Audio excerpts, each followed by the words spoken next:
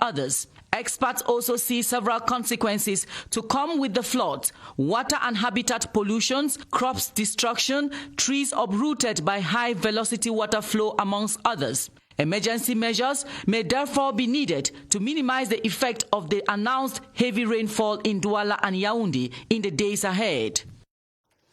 Guns, ammunition and other weapons have been confiscated and 40 people arrested in the locality of Pendamboko in Moyoka subdivision of the Southwest region following a joint security operation carried out by the Army and the National Gendarmerie.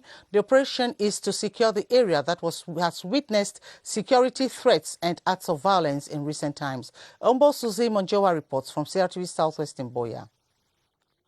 In the past few weeks, the population of Pendamboko have suffered from acts of terrorism that resulted to the killing of a high school student, the abduction of 4 individuals, and the burning down of vehicles and the house of the CDC estate manager. The recent occurrences have prompted a joint security operation to suppress the insurgencies and isolate the rebels from the population.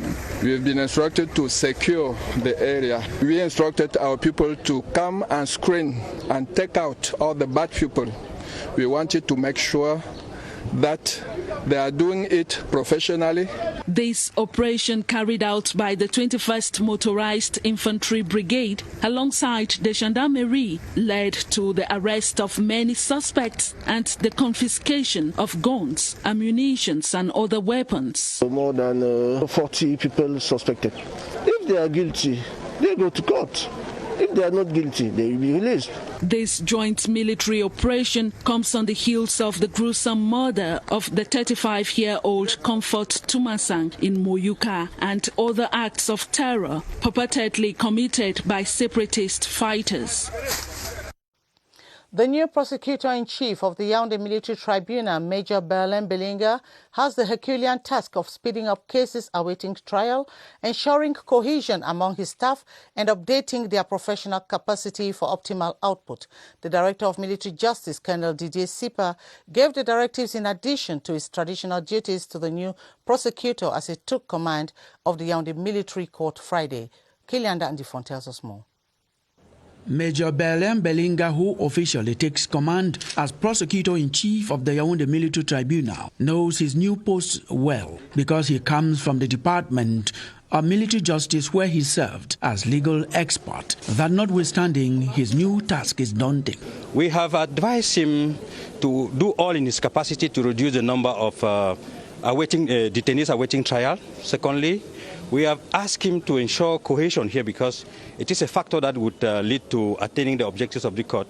And finally, we have asked him to ensure the in-house training of persons under his command so as to guarantee the quality of service to be rendered in this court. In addition to these directives, he also has the responsibility of handling terrorist offenses, piracy, cybercrime and infringements linked to firearms.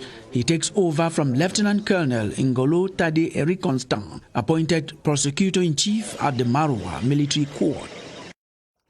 Lieutenant Colonel Techa Felix has taken up function as commander of the 51st Military Engineering Corps in the Northwest region with the commitment to construct key projects in the region whose execution was delayed due to the current socio-political unrest. He was installed by the commander of the 5th Military Region, Brigadier General Nka Valère, as you tell us, Kilo Valerie Nsala in Bamenda.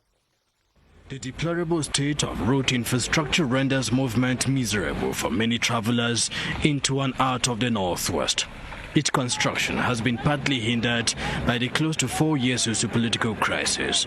The Military Engineering Corps in the Northwest believes it can succeed. It's not easy for the higher command to supply us with all the equipment we need, but for the moment we have what is necessary. Where the terrorists are destroying the routes, destroying bridges to restore the traffic on those routes destroyed by the terrorists. And up to now, we are doing it well. The construction of a monument in Bamenda in memory of fallen soldiers and the rehabilitation of the Commercial Avenue Grandstand with over 1,000 seats in 2010 are some major projects carried out by the Military Engineering Corps in the Northwest region. And this press release just coming in within the framework of follow-up and evaluation of the effective implementation of the policy of promotion of official languages subsequent to the promulgation of law number 2019/019 of 24 December 2019 on the promotion of official languages in Cameroon.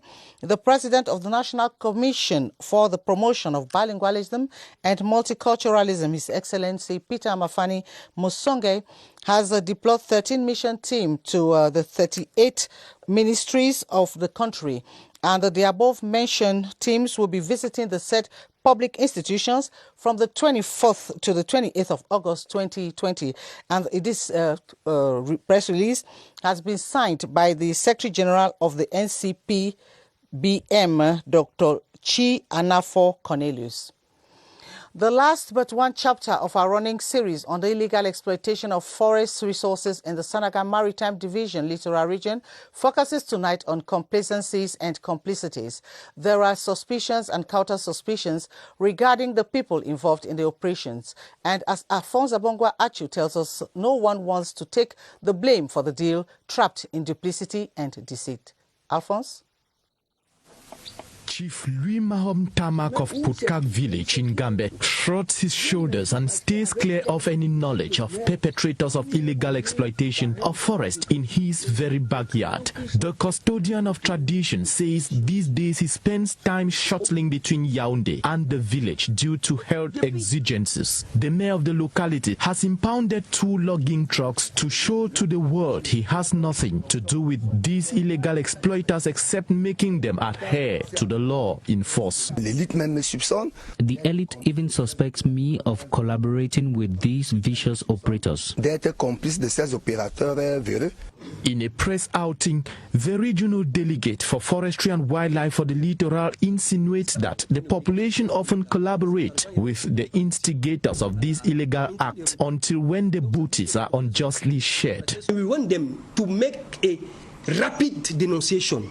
It's not that when they have a difficulty to share the money after exploitation, they call us. No. Illegal exploitation is criminal, and all involved in such network run the risk of answering to the charges when the law takes its course. The maiden edition of Women Executives and Potential Leaders Symposium has opened in Yaoundé with close to 200 women learning how to work together to achieve innovative performance in a challenging world. Through this initiative, the African Women in Leadership Organization Cameroon chapter wants to match mentors to mentees to work together so as to assist in the growth of young leaders. Details with Emanuela Vemney. They have understood that sticking together to face the challenges of a competitive world is the best way to achieve innovative performance. The African Women in Leadership Organization, AULU Cameroon, has united women executive and potential leaders to encourage and impact each other. For them to be effective leaders, they need to acquire skills. It's no longer about a degree. It's about learning leadership skills like creativity, being a problem solver, being a strategic thinker. You use your emotions and your intelligence to be able to work with your employees. If you give an opportunity for women to be empowered, you are giving an opportunity for more than half of Cameroon to be empowered.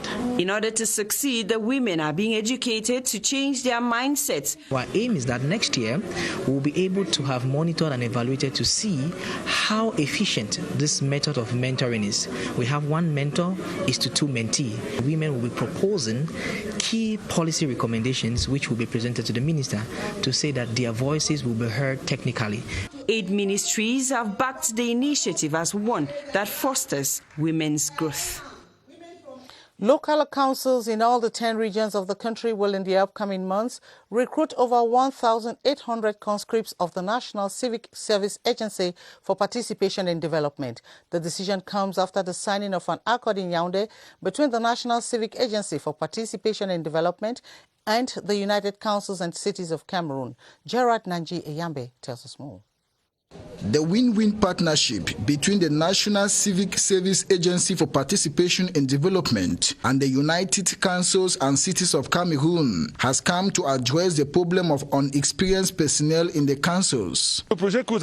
We are happy that the agency is training youth who will be engaged in income generating as well as social and environmental activities. An initiative that is geared towards fighting youth unemployment in the country. They will employ our product, help them on the various campaign of sensitization in the domain of civics, in the domain of COVID. They will help them to put on their disposal fertilizer, earth, in order to develop their agricultural activities. Volunteers of the National Civic Service Agency for Participation in Development will begin receiving training on agro-pastoral activities from Monday, August 24, 2020.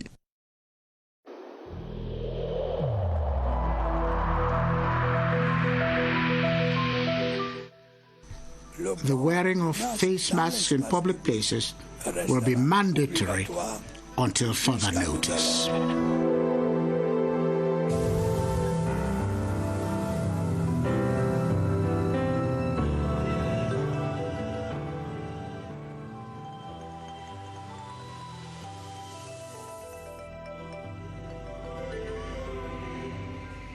Just a reminder that we should keep safe.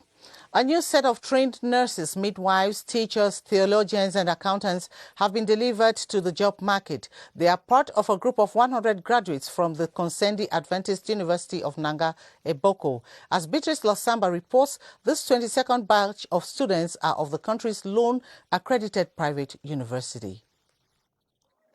Fresh from school, stepping into the job market.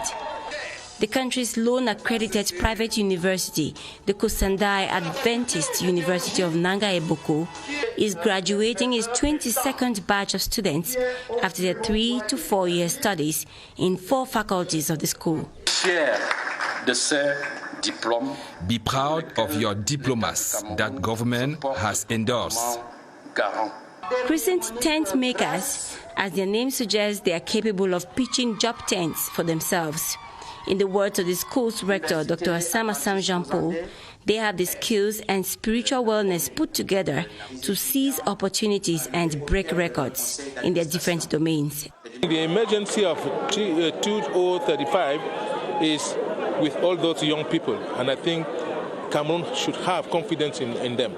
I can assure you that those people are good chaps and they can handle Cameroonian problems of tomorrow.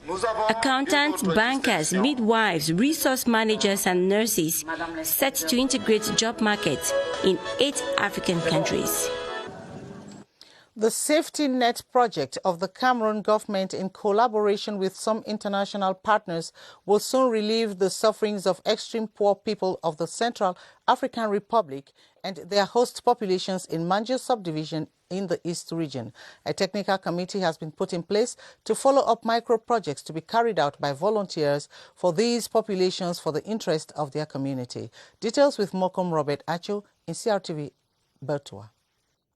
It is a technical committee made up of representatives of persons of different walks of life, including municipal councillors, traditional, religious and civil society authorities, that is charged with the selection of micro-projects to be financed by the Safety Net project for the interest of the community of the different localities of the Manjo subdivision. Under the supervision of the Said NGO, 1,000 extremely poor individuals, that is 500 Central African refugees and 500 indigents of the Manjo subdivision, will benefit from the project. I'm very happy with this project because it is a development of our population. The execution of selected projects is supposed to go into effect as from October 2020.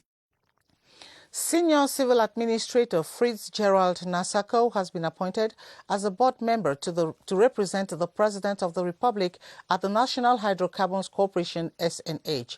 He was appointed yesterday by presidential decree, as we hear in the following report with Charles Ebune. The National Hydrocarbons Corporation is an enterprise of the first category, and to be appointed as a board member to represent the President of the Republic calls for this kind of celebration. I have in fact, words of gratitude to God, first of all, who inspired the head of state, President Paul Biya, to recognize me. Almost 30 years spent in the central administration, Frick's Gerard Nasako is heading into a sector he has an idea. Part of my long experience, about 10 years, falls within the oil and gas sector. For the moment, I represent the head of state as a member of the board of directors. The new board member comes from an area established as a well-furnished area with gas and oil resources. Congratulations, Mr. Fitzgerald Nasako. And let's continue our tour of the different regions to get the pulse of the situation of COVID-19 spread. We take you over to the Public Health Emergency Operations Center to meet Dr. Jamailatu Leila, North Regional Delegate of Public Health.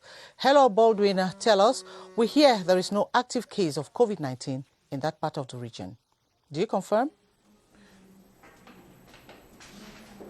Good evening, Gladys Tatan. Welcome to the Public Health Emergency Operations Center, where a tour of the different regions this Saturday evening takes us to the north region of Cameroon. The peculiarity about this region is that it is the least affected region in terms of the spread of the coronavirus, given that presently there is no active case recorded in the north region after 133 persons had initially been tested positive.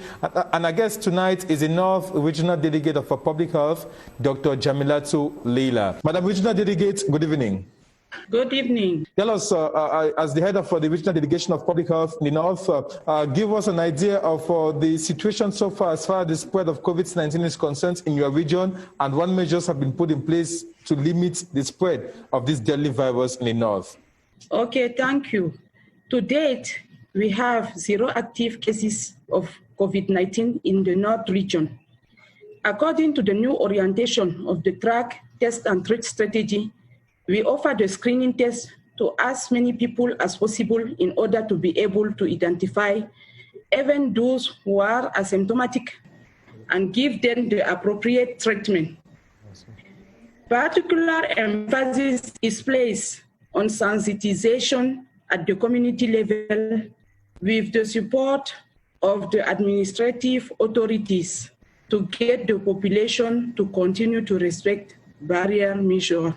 And tell us, Madam Regional Delegate, one of those screening centers that has been very effective with the different equipment happens to be the Centre Pasteur in the North region of Cameroon. What accounts for such the effectiveness of that testing center in that part of the country? Centre Pasteur is a reference lab. It initially served as a screening center for the 3 northern regions. Already having a molecular biology device, it was supplied with the necessary input to carry out the test. To date, 908 PCR tests have been carried out, with 130 positive in our regions. Thank you so much, Dr. Jamilatu Leila. You are the Regional Delegate for Public Health in the North region of Cameroon. Gladys Tata, you heard it from the Regional Delegate. 133 persons tested positive for COVID-19 in the North. 120 have recovered. 13 persons have died. And there is no active case for COVID-19 in the North region of Cameroon. Tomorrow, Sunday, we continue our tour of the different regions with the Adamawa region of Cameroon. Back to you, Gladys. Well, quite good news there for the North region, Baldwin Sama. And onto this obituary, as you heard, the remains of Delfin Changa, first woman to become Member of Parliament and first woman to be appointed Minister in Cameroon, have been laid to rest in her native Mesebe village in Bankomo subdivision of the Central region. She was posthumously decorated with the Medal of Knight of the National Order of Valor. President Paul Biya was personally represented at the burial by Central Regional Governor Naseri Paul Biya. Ebenezer Akanga is just back from Bankomo with the details. This was the high point of the burial ceremony of Delfin Changa, former member of the Electoral Board of Elections Cameroon. On behalf of the head of state, Naseri Paul Biya decorated her posthumously with the Medal of Knight of the National Order of Valor. Delfin Changa was the first woman to become a Member of Parliament in Cameroon and the first woman to be appointed minister. But she remained a caring mother. We learned a lot from her. Being her daughters, being her children, we learned a lot. And we knew that she was not only a mother, but she was also a public figure. We had to accept all the other children, all the other Cameroonians who came towards her for counseling, for advice. Until her death, she was a member of the electoral board of Elecam. A woman of conviction, courage, and a lot of moderating aptitudes. And we will go to meet in Elecam, which will assure her that we will do the continuation of the work on the election Cameroon. Delfin Changa is dead, but Delfin Changa leaves behind a heritage as far as women's emancipation in Cameroon is concerned. Soul rest in perfect peace. Some youths in the North region are engaged in weaving and embroidery during these holidays to keep them busy. Learning a trade during holidays, according to the youth, will enable them acquire skills which will be beneficial to them in future. Vanessa Vultnang Namsung completes that story in Garoua. Weaving and embroidery are activities passionately carried out during the holidays by Sandrine and Sukaira, Form 5 and Lower 6th students. I came here to learn weaving and embroidery so as to stay away from unnecessary outings. I had the help of my parents. I was given the opportunity to learn how to weave and embroider clothes. Their trainer, the owner of a workshop at the Garwa Handicraft Village, says drilling these school children is his own way of curbing juvenile delinquency, often observed during holidays. I accept these young girls during holidays to prevent them from loitering, and I know this will help them in the future. When these articles are sold, the teenagers receive a token which they save for their school needs, arts which they believe will be profitable in future. Our Discovery page tonight takes us to the Crocodile Park of Boboyo in the far north, the Garwa Zoological Garden in the north, and leisure spots around the River Vori in the littoral region. They are a must visit as they provide spectacular landscapes, breathtaking views and wildlife that most people have as much as heard of. Let's take a trip with Beatrice Lasamba. An hour's ride from Marua, the Boboyo Crocodile Lake, enveloped by outcrops of rocks, gives tourists and researchers an interesting scenario to feed their eyes on. Crocodiles, relatives of those of the Nile, stick their heads out of the 8-meter deep water, hardly scaring away animals. A wonder to tourists they don't mean any harm. The Crocodile Lake of Boboyo, an important animal park in what is fondly called the country's most beautiful region. Over 200 kilometers away, Garwa Zoological Garden is a magnet to tourists. Home to a wide variety of animals whose favorite habitat is the savanna region. Interesting to watch our friends on 4 feet do the skipping about. The 50-year-old park draws thousands of visitors yearly. Leisure spots around the Vuri River in the littoral region are tourist traps. This leisure spot, nested 700 meters away from the main road, offers visitors fresh fish from the sea around a cozy environment.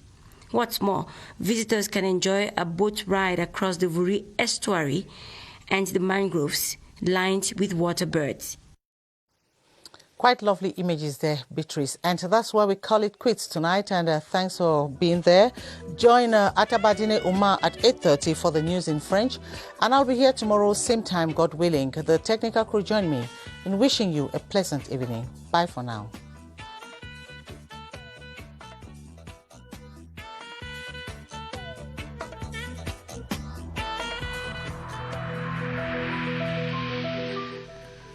In this connection, we should avoid stigmatizing